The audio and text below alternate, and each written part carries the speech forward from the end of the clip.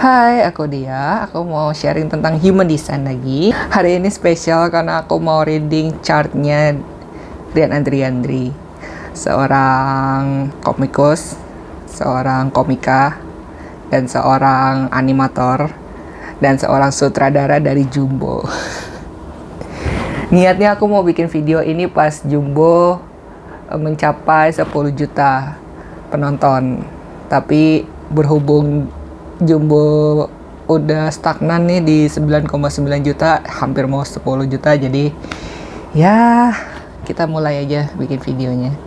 Belakangan ini aku tertarik dengerin podcast dari Rian Andriandri karena ceritanya cukup menginspirasi dan bagaimana dia mengkomunikasikan idenya tentang pengalamannya itu menarik banget. Jadi ya kita coba lihat yuk human design-nya kayak gimana dan bagaimana human design-nya dia terhubung dengan apa yang sudah dia ceritakan gitu.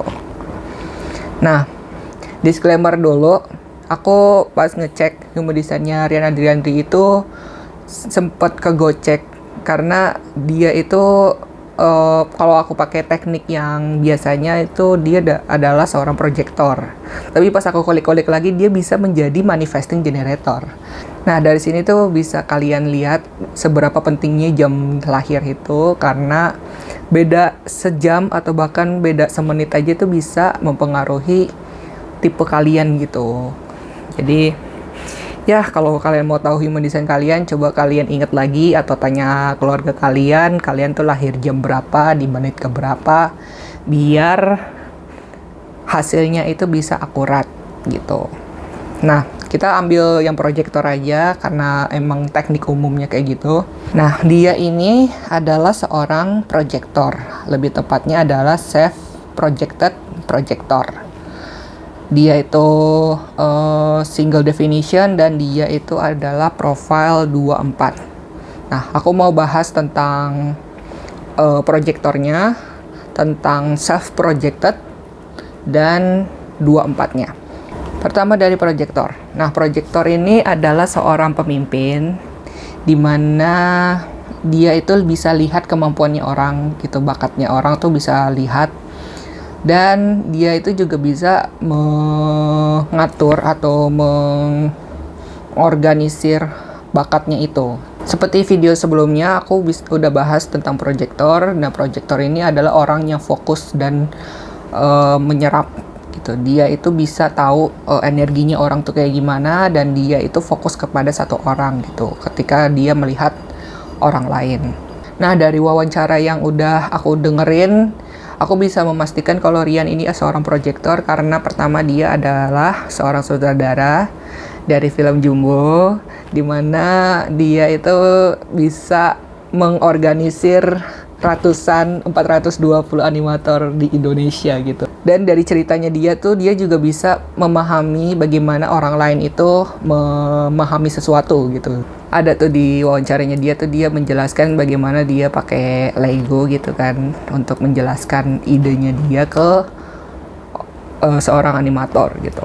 Nah, seperti yang udah aku jelasin di video yang lain tentang proyektor ini untuk bisa memimpin orang lain, bisa membimbing orang lain itu harus mendapat undangan dari orang tersebut gitu, atau di-recognize gitu, atau dipandang gitu.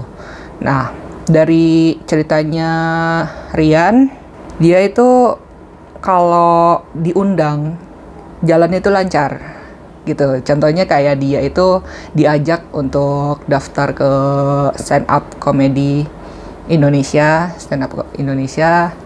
dan dia itu diundang untuk menjadi sutradara dari film Jumbo gitu. Tapi pas ada di ceritanya dia itu inisiatif buat mencapai sesuatu gitu. Contohnya dia itu daftar internship kalau nggak salah ke studio animasi besar di Amerika, dan dia sering gagal terus. Dia juga inisiatif untuk pitching idenya dia, dan gak dapet recognize gitu dari orang lain karena ya kata dia itu lebih kayak belum ada hal yang bisa ditunjukkan gitu, gak ada buktinya gitu. Tapi pas dia diundang itu lancar-lancar aja kan.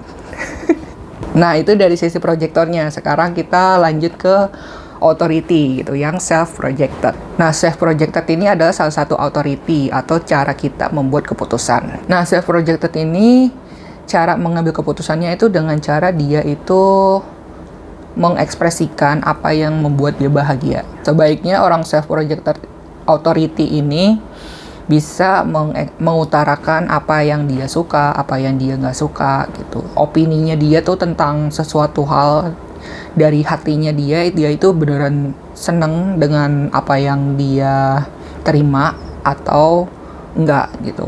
Nah, aku nggak bisa ngasih contoh yang konkret dari contoh authority ini karena ini tuh lebih orang yang deket sama dia itu bakalan lebih tahu daripada aku yang orang asing gitu, orang yang yang nggak kenal secara langsung gitu. Tapi dari cara dia menjawab kenapa dia memilih animasi daripada stand up itu bisa kelihatan kalau dia tahu gitu kalau dia tuh suka sama animasi gitu. Walaupun dia nggak bisa menyusun kata-kata bagaimana dia merasionalkan apa yang dia suka, tapi secara hatinya tuh dia suka gitu sama animasi gitu. Nah, sekarang kita bahas tentang profile. Nah, profile ini apa? Mungkin aku jelasinnya berdasarkan bahasa aku aja ya, tapi kalau yang aku tangkap profile ini adalah bagaimana kita memposisikan diri dalam suatu kondisi. Jadi kalau kita berinteraksi dengan orang lain, kita itu orangnya itu seperti apa gitu di hadapannya dia gitu. Dan cara kita berinteraksi dengan satu sama lain. Nah, Rian ini punya profil 24 gitu, 2/4 gitu. Nah, maksudnya apa nih 24 gitu? Aku bakalan jelasin satu-satu aja dulu gitu, karena secara teknis profilnya itu cukup ribet gitu. Jadi kalian tahu aja dulu 2 itu apa, 4 itu apa gitu, oke? Nah, line 2 itu adalah si hermit. Sedangkan line 4 itu adalah si opportunis. Gitu. Mungkin kalian yang ngerti bahasa Inggris udah kebayang gitu tipikal orang itu kayak gimana ya. Satu sisi dia ada seorang hermit, yang satu sisi dia seorang opportunis gitu. Nah, penjelasannya line 2 itu butuh waktu buat menyendiri. Nah, ketika dia menyendiri itu biasanya dia itu mengintegrasikan idenya dia dan pengalamannya dia juga gitu. Nah, sehingga ketika dia dilihat sama orang lain, line 2 itu sering dianggap punya talenta yang natural banget di dalam dirinya gitu, kayak I'm born with this talent gitu, kayak aku tuh terlahir dengan bakat ini. Kalau di human design itu dia itu digambarkan berada di dalam ruangan di lantai 1. Dia itu sibuk dengan dirinya sendiri, kayak dia itu ya menjalani hobinya dia, melakukan apapun yang dia suka, dan orang lain tuh ngelihat bayangannya aja dan ngerasa kayak, oh kamu tuh ngelakuin ini ya gitu. Kadang-kadang orang tuh kayak nembak gitu, kayak oh kamu tuh berbakatnya di sini gitu. Dan biasanya tuh line 2 kayak apaan sih, aku nggak seberbakat itu kayak gitu. Intinya tuh line 2 adalah orang yang private gitu, orang yang kita tuh nggak tahu, tapi tahu-tahu tuh dia tuh punya sesuatu yang spesial gitu di dalam dirinya gitu. Nah, itu kan line 2. Kalau line 4 ini dia cenderung kebalikannya sih. Kalau line 4 ini dia itu people person, networker. Jadi dia itu mengkoneksikan antara satu circle dengan circle-nya yang lain gitu. Pokoknya dia yang menjadi koneksi antara, dia menjalin koneksi antara orang lain gitu. Dan biasanya line 4 itu bakalan mendapatkan kesempatan atau mendapatkan opportunity dari orang-orang yang terkoneksi dengan dia, dengan relasinya dia gitu. Nah, line 2 ini tuh kelihatan dari dia itu setelah tampil gitu kan di sebagai stand up comedian, terus dia memutuskan untuk mendalami animasi gitu, kuliah, terus lanjut ke Nusa, lanjut ke Jumbo. Tiba-tiba di Jumbo itu dia muncul, dan ya kalian bisa lihatlah sendiri gitu. Sedangkan line 4-nya dia itu terlihat dari gimana dia mendapatkan undangan dari orang yang kenal dia, dan orang yang dia kenal itu yang mengenal dia. Jadi intinya tuh kayak line 4 itu dia itu punya koneksi. koneksi itu punya koneksi lagi. Dan entah kenapa koneksi-koneksinya itu, relasi-relasinya itu bisa kenal dia gitu. Jadi dia mendapatkan kesempatan atau undangan itu dari orang yang dia kenal gitu. Orang yang kenal dia atau yang dia kenal gitu. So, itu reading singkat tentang Ria Radriandri. Ambil hikmahnya aja. Kalau emang bermanfaat ya alhamdulillah. Tapi kalau enggak ya nggak apa-apa. Kalau kalian pengen tahu human design kalian bisa kontak saya di IG Arom Dia Harum. Dan semoga Jumbo bisa mencapai 10 juta. Thank you for watching. See you in the next video. Bye-bye.